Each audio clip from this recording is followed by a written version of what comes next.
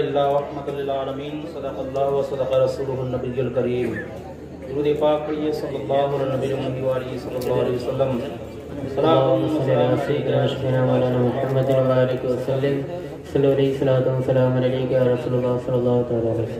सुबह तैयबा में हुई बढ़ता है बड़ा नूर का, बेशक सदका लेने नूर का आया है तारा नूर का। ब्रदरान किराम, आप सभी यहाँ पर हाजिर हैं और उलमाए किराम बैठे हुए हैं और आप यानी ये सुनने के लिए अपना वक्त दे रहे हैं, ये बहुत बड़ी बात है। क्योंकि हमारा ईमान है इस बात पर कि हमको मरना जरूर है, बेशक, और इस बात पर भी ईमान है कि कब्र में हिसाब भी होगा, और इस बात पर भी ईमान है कि मरने के बाद जिंदा भी होना है। तो ब्रदरान किराम, जो इस बात का इनकार करे कि मरने के बाद जिंदा नहीं होना या हिसाबो किताब नहीं होना, तो मोमिन नहीं है। तो ये हम सभी जानते हैं कि मरने के बाद जिंदा होना है और हिसाबो किताब होना है, और हर एक को हर एक लम्हे का हिसाब देना है कि तुमने कितना वक्त कहाँ गुजारा। यानी उम्र का हिसाब, पूरी उम्र का हिसाब एक बार होगा, लेकिन जबानी की उम्र का हिसाब 2 बार लिया जाएगा कि जबानी कहाँ पर गुजारी।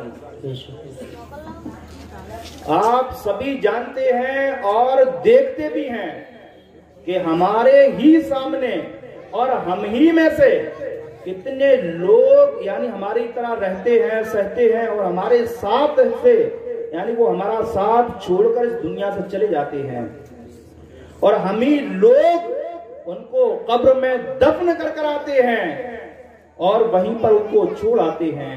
यानी मिट्टी से बने और मिट्टी में मिले और मिट्टी के कीड़ों ने हमको खाया। तो ब्रदरान किराम, ये सब जानते हुए भी हम लोग यानी बेपरवाह हैं दीन के बारे में। यानी दीन से हम बहुत दूर रहते हैं, नमाजों को छोड़ते हैं, जबकि सबसे पहले हिसाब लिया जाएगा वो नमाज ही का होगा, बेशक। क्योंकि अभी आपको बताया कि मरने के बाद जिंदा होना है और आपको हिसाब भी देना है कि ये उम्र कहाँ गुजारी। तो आप बड़े खुश नसीब हैं कि ये जो लम्हा आप दे रहे हो, ये जो वक्त आप दे रहे हो, यही वक्त आपके काम आएगा, बेशक। इसलिए कि आप यहाँ से यानी दीन का इल्म सीख कर जाएंगे, और दीन सीखना ऐसा है कि हमारे नबी फरमाते हैं कि जिसने रात के कुछ हिस्से में यानी थोड़ा दीन सीखा तो वो रात में जागकर इबादत करने वालों से बेहतर है, बेशक। सुभान अल्लाह। ब्रदरान किराम, आप जो वक्त दे रहे हैं ये वक्त बहुत ही काम का है, और यहाँ पर बैठे हैं और आप जो नबी के यानी मीलाद का जिक्र सुन रहे हैं, ये भी मैं बता दूं ये जिक्र कहां से हुआ सबसे पहले और सुना किसने।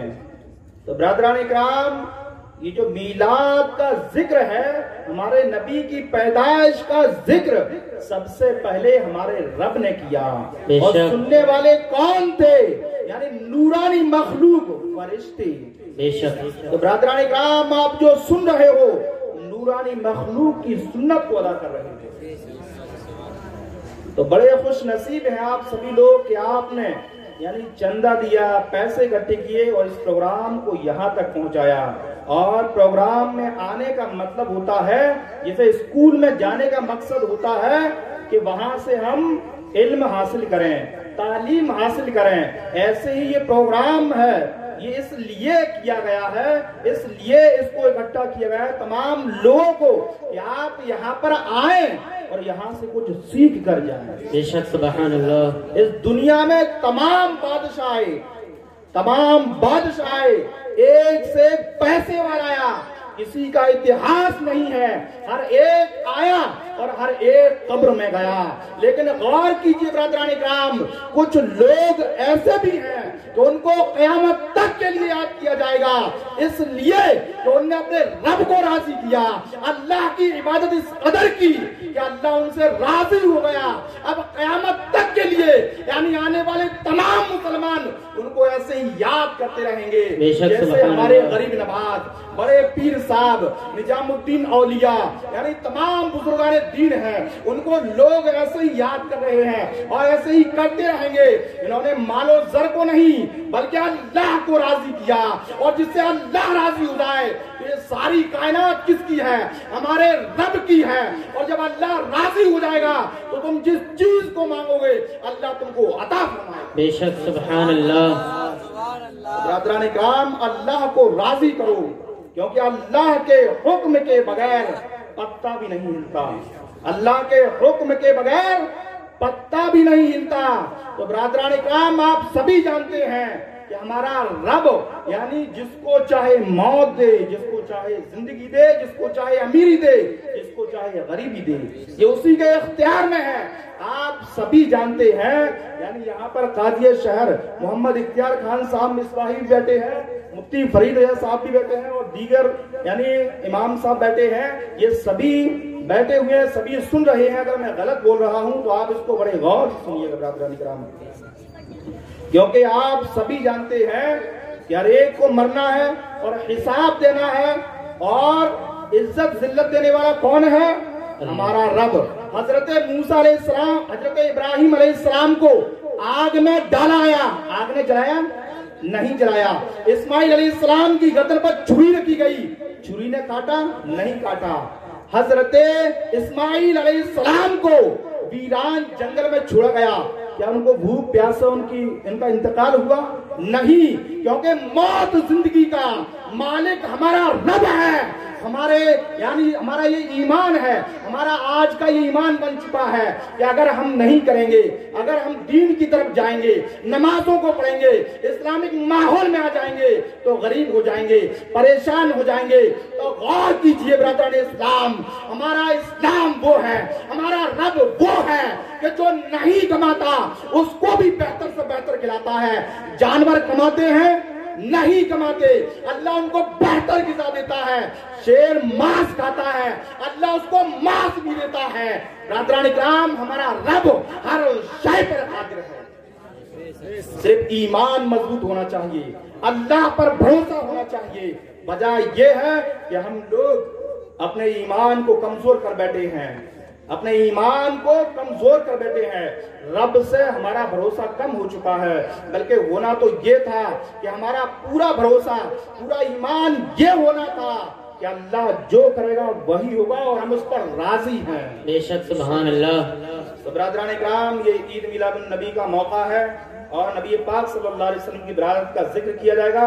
तो आप सभी लोग बैठे हुए हैं, ये बहुत बड़ी खुशी की बात है। आप यहाँ से सीख कर जाएं और नबी की मिलाद क्या होती है और नबी हमारे लिए यानी कितनी दुआएं करते हैं। यहाँ तक कि हमारे नबी पाक सल्लल्लाहु अलैहि वसल्लम के बारे में आता है कि जब आप यानी अपने रब के दीदार खास के लिए जाते हैं, आप अपने रब के दीदार के लिए जाते हैं, तो ब्रदरान इकराम गौर कीजिए कि हम कहीं मेहमानी में जाते हैं तो हम अपना यानी पुराना जो भी होता है सब कुछ भूल जाते हैं कि किससे क्या चल रहा है, किससे क्या लेना है। मेहमानी में जाते हैं तो, लेकिन कुर्बान जाइए जिनका हम कलिमा पढ़ते हैं, उन नबी पाक सल्लल्लाहु अलैहि वसल्लम को देखिए कि जब आप यानी अल्लाह के दीदार के लिए जाते हैं, आप अपने रब के करीब हैं, यानी आप अल्लाह का दीदार करते हैं, अल्लाह आपका दीदार करता है। ब्रदरान इकराम गौर कीजिए, उस वक्त भी हमारे नबी गमगीन हो जाते हैं और आपका दिल गमगीन होता है। अल्लाह फरमाता है, महबूब गमगीन क्यों हो? गमगीन होने की वजह क्या है? नबी फरमाते हैं आपको यानी अपनी उम्मत याद आ जाती है, मेरी गुनहगार उम्मत है, यानी गुनहगार उम्मत है, वो उसका हश्र क्या होगा, उसका हाल क्या होगा, उसकी नेकियां भी कम होंगी। तो अल्लाह फरमाएगा वाला सौफा युतीका रब्बुका फतरदा, ऐ महबूब गमगीन होने की जरूरत नहीं है, हम तुम्हें इतना देंगे अन करीब कि तुम राजी हो जाओगे। बेशक सुभान अल्लाह सुभान अल्लाह। नबी पाक सल्लल्लाहु अलैहि वसल्लम से सच्ची मोहब्बत रखे हैं अल्लाह ताला, यानी जिसकी हमारे नबी पाक सल्लल्लाहु अलैहि वसल्लम सिफारिश फरमाएंगे अल्लाह ताला उसको रद्द नहीं बल्कि कबूल फरमाएगा। और अल्लाह का फरमान है कि अल्लाह नेक बंदों के सदके में बुरों को भी बख्श देगा। बस होना ये चाहिए कि हमारी मोहब्बत सच्ची होना चाहिए, रसूल से ऐसी मोहब्बत होना चाहिए कि रसूल ने जो फरमाया है उस पर अमल भी करना चाहिए। वमा अलैना बेशक सुभान अल्लाह सुभान अल्लाह।